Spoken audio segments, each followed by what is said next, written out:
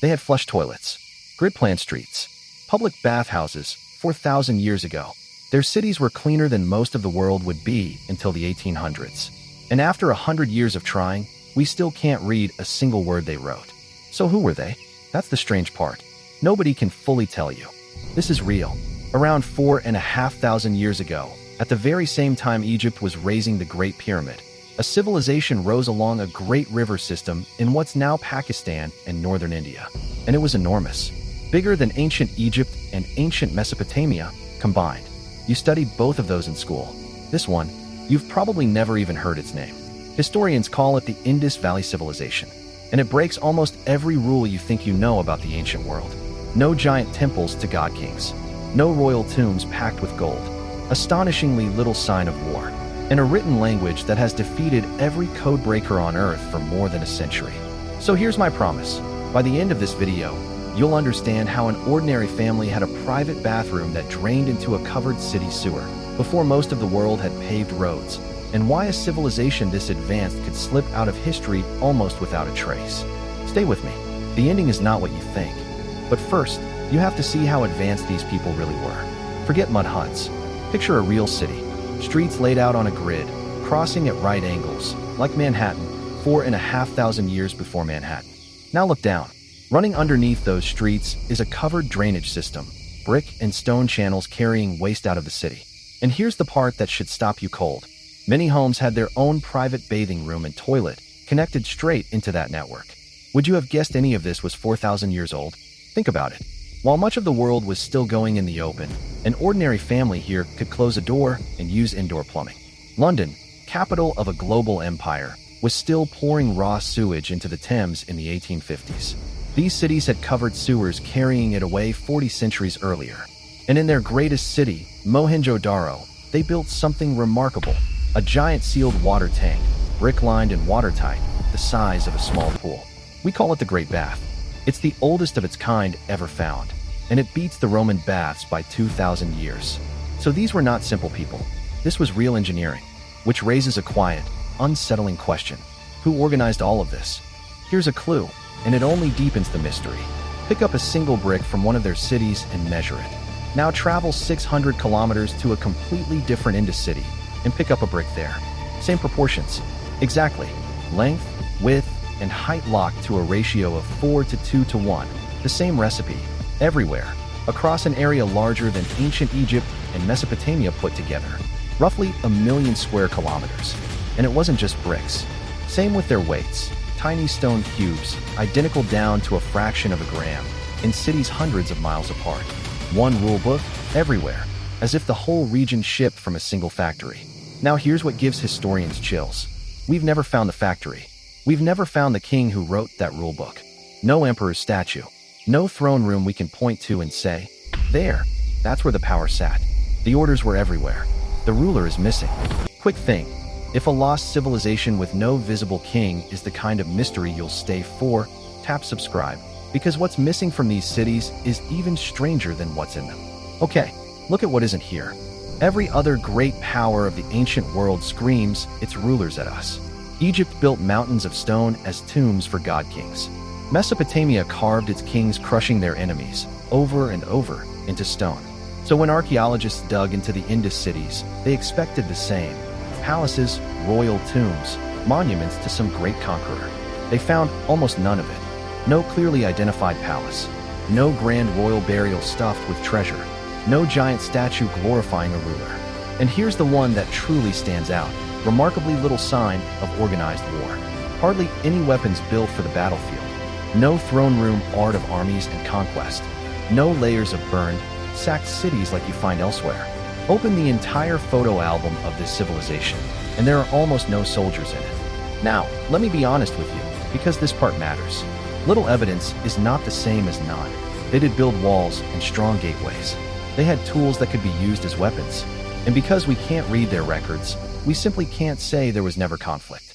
But compared to Egypt or Mesopotamia, the silence is real, and it's eerie. You may have heard one dramatic story, skeletons found in the streets of Mohenjo-daro, called victims of a great massacre by invaders. For decades it was in the textbooks. It's wrong. A closer look showed those remains came from different centuries. not one single event, and carried no consistent sign of battle. The massacre never happened. So if this civilization wasn't held together by a conquering army, what was holding it together? We do have a face. The single most famous object from this entire world is a small carved stone bust, a calm, bearded man in a patterned robe, a band across his forehead. You've seen him in every textbook. His name? The Priest King. Sounds official, doesn't it? Here's the twist. That name is a guess. A complete guess, invented by the archaeologists who dug him up. There is zero evidence he was a priest. Zero evidence he was a king. We don't know if he ruled anything at all. And that, right there, is the whole problem of the Indus, captured in one statue. We have put a crown and a title on a man we cannot read a single word about. Because make no mistake, these were not isolated people scratching in the dirt. Their goods crossed the sea. In faraway Mesopotamia, clay tablets describe ships arriving from a rich, distant land they called millennia. Almost certainly this civilization. Indus-made beads and seals have turned up in the markets of ancient Iraq. They were plugged into the world. Their art still feels modern, a 10-centimeter bronze figure, cast in a single pour, posed like it owns the room. They had trade. They had cities. They had writing. So why is the writing the one thing we cannot crack? This is the heart of the mystery. They left writing everywhere. On thousands of small carved seals, little stone stamps used to mark goods, each one with a picture and a row of strange signs. We found more than 4,000 objects covered in their script. We can see it perfectly clearly. We just can't read it. Now, you might be thinking, we cracked Egyptian hieroglyphs, so why not this? Here's why. When scholars finally broke Egypt's code, they had a key, the Rosetta Stone, the same message written in a language they already knew, sitting right next to the mystery one. Match them up, and the whole code falls open. For the Indus script, there is no Rosetta Stone, no bilingual, no crib sheet. Nobody ever wrote their language down in anything we can understand. And it gets harder. Their writing is incredibly short. The average inscription is only about 5 signs long. The longest anyone has ever found on a single object is around 17. There's no Indus epic, no long letter, no royal speech carved across a wall. It's closer to rebuilding a whole civilization from nothing but luggage tags and license plates. They used roughly 400 different signs, far too many to be a simple alphabet, far too few to be pure pictures. For more than 100 years, brilliant people have tried to break it. There have been over 100 claimed solutions, and every single one has failed. And here's the twist that keeps scholars up at night. A few now argue it was never really writing at all. Maybe just symbols, family marks, ownership tags. Maybe there was never a sentence to find. So sit with that. A locked safe is one thing. This might be a safe with nothing inside. If you've made it this far into a 4,000-year-old puzzle, you're exactly the kind of person this channel is built for. Hit subscribe, and you'll be here for the next case. Because there's one big question left. If these people were this brilliant, where did they go? Around 1900 BC, the great cities begin to fade. And for a long time, people told a dramatic story that fierce invaders swept in and destroyed them. You may have heard it, the Aryan invasion. Here's the honest turn. That story doesn't hold up. There's no sign of mass conquest, no burned cities, no battlefields, no invading army left in the ground. And the cities were already in decline before anyone supposedly arrived. What really happened is quieter and sadder. Picture the rivers. This entire civilization was built on them, on water that flooded the fields each year and made the harvests rich. Then, slowly, the climate shifted. The great monsoon rains weakened over centuries. One major river system, the Ghaggar Hakra, which some researchers link to the legendary Sarasvati, became unreliable, drawing toward a seasonal trickle and shifting its course. Year after year, the water that fed millions of people simply thinned out.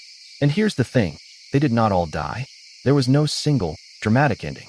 Instead, over generations, people did the most human thing imaginable. They left. They packed up, latched the doors of their solid brick homes one last time, and followed the water, east and south, toward land where the rain still fell. They switched to hardier crops. They rebuilt life in smaller villages. And the great cities simply emptied. The Great Bath drained. The grid streets fell silent. The standardized weights stopped matching because there was no longer a vast network left to weigh anything for. No screaming, no fire on the horizon, just a slow fade into quiet. The lights didn't go out. They dimmed, until one day, no one was home. And here's the part almost everyone gets wrong. The Indus people did not vanish. Not really. Scientists recently recovered DNA from a woman buried at one of their towns more than 4,000 years ago, and her ancestry runs straight into the people of South Asia today. The genetic thread never broke. They never disappeared. They moved. They mixed. They carried on. We just stopped seeing them as a single civilization. So why have you never heard of them? Why does the largest civilization of its age get a single paragraph in class, while Egypt gets the movies? Here's the quiet, almost unfair answer. Egypt could tell its own story. It left us names, pharaohs, gods, victories, carved in a language we eventually cracked. We can literally read Egypt's voice.